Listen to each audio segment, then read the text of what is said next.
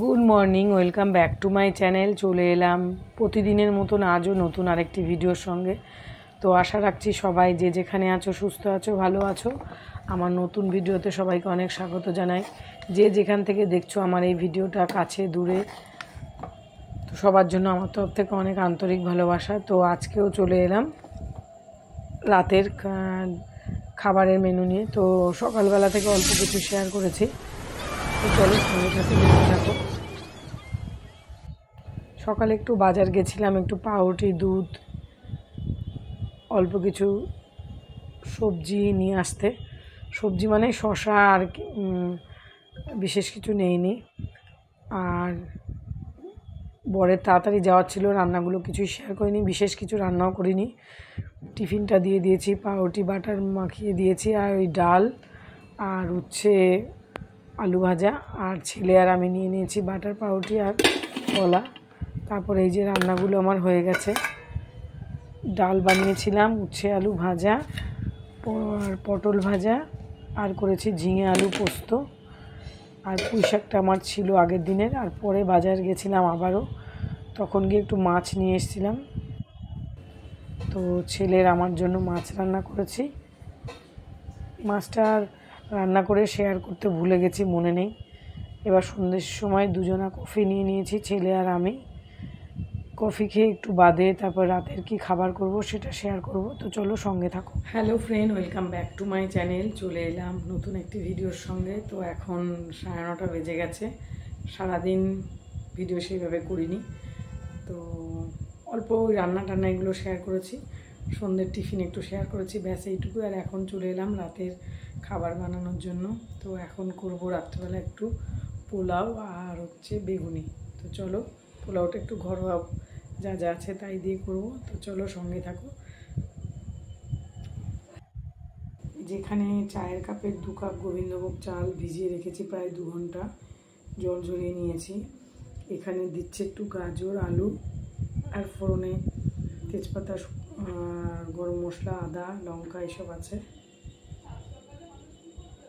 কাজু কিশমিশ। আর বেগুনি করব, বেগুন কেটে নিয়েছি, বেসনটাকে গুলে রেখেছি। ব্যস্ত, চলো শুরু করি। কড়াই বসিয়ে সাদা তেল দিয়ে দিয়েছি, ফোড়নটা দিয়ে দিলাম।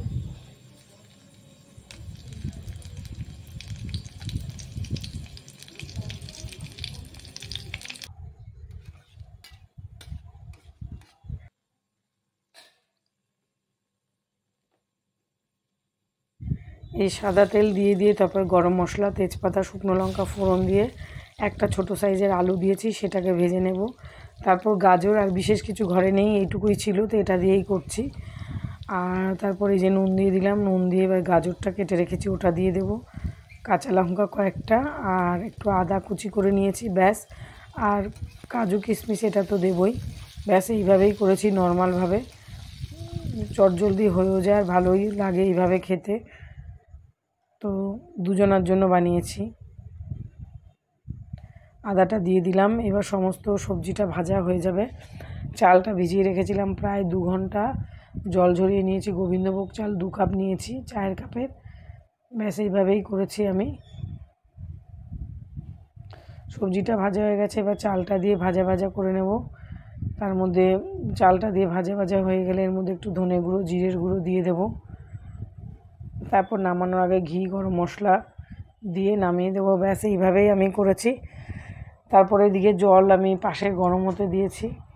2 কাপ চালের জন্য 4 কাপ জল দিয়েছি। যতটা চাল তার ডবল জল সেই অনুযায়ী দিতে হয়। তো এইভাবেই আমি করেছি। তো চলো রাতের মেনু কেমন লাগলো। তারপর বেগুনিও করেছি। আর এরকম পোলাও বা ফ্রাইড রাইসের সাথে বেগুনি দিয়ে খেতে আমার ভীষণ ভালো লাগে। তো চলো সঙ্গে থেকে দেখতে থাকো।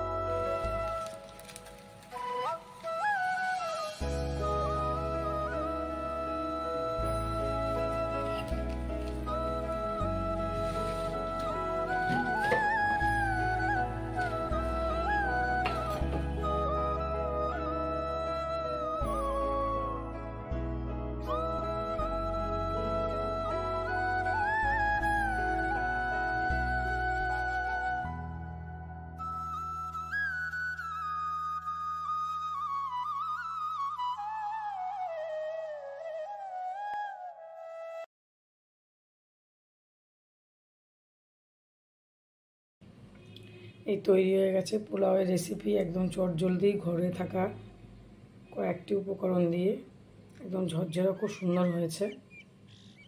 এখন একটু ঢাকা চাপা দিয়ে রেখে দেবো।